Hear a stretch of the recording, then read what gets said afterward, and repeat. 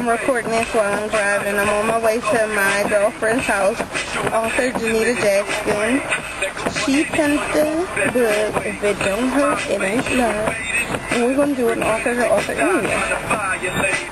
So, come on, Cyberland, my safe Facebook. Let's see what she got to say.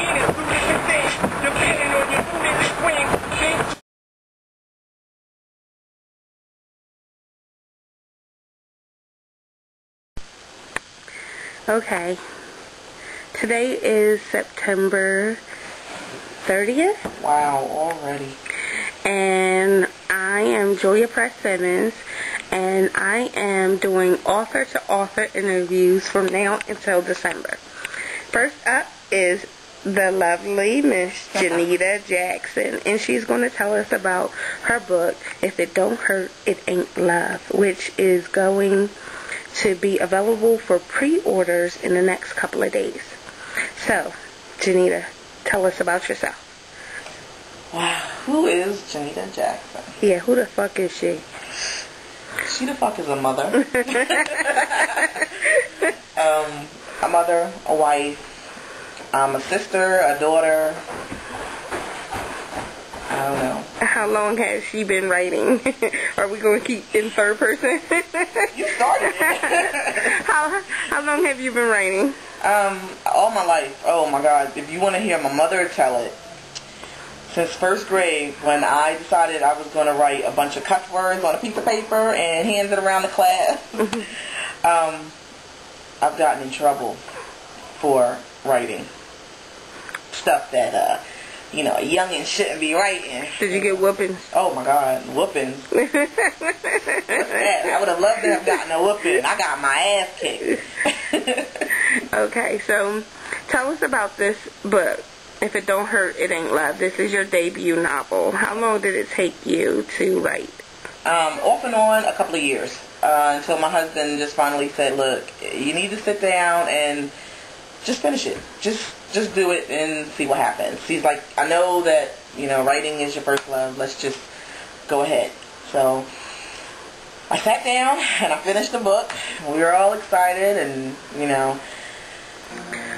All right, Junnita. Tell us about If It Don't Hurt, It Ain't Love. If It Don't Hurt, It Ain't Love is a story about three couples and what they're going through in their day-to-day life, the trials and tribulations of being in a relationship, the consequences of the choices that we make. There is Tamia and James, which Tamia is having a difficult time letting James go even after death. And then there is Kat and Dante. They're supposed to be getting married, but Kat can't seem to let go of her inner whore. Mm-hmm. And then there is Tyra and Kevin. And Tyra is trying to guard her heart, and Kevin is trying to get back in good graces with her, but then there's Dana, who has a problem letting go. She's a little stalkerish. I'm sure we all have a girlfriend that's just a little bit, off her rocker. That's Dana. What was the inspiration behind the story? Girl, I just wrote what the personalities in my head told me to write. The voices. It's like, wait, you'll get your turn. No, seriously, just watching and, seeing what's out there in life. You hear couples going through some crazy stuff, and they say fact is stranger than fiction, and it's the truth. So just a little bit of this, a little bit of that, and put it together, we got a good story. Okay. I know that you're a self-published author. What prompted that decision? I want my money. I don't want nobody to take my money for my hard-earned work. No, I wanted my voice heard like now. Mm-hmm. I didn't want to give it to a publisher for them to change my voice. I don't have a say in it. And then, it sits on a shelf somewhere waiting to be published for months or even possibly years. So I just wanted to do it myself.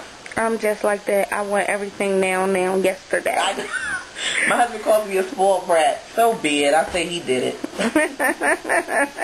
Okay, so where are you at now with the book? Like, What process, what stage is it in?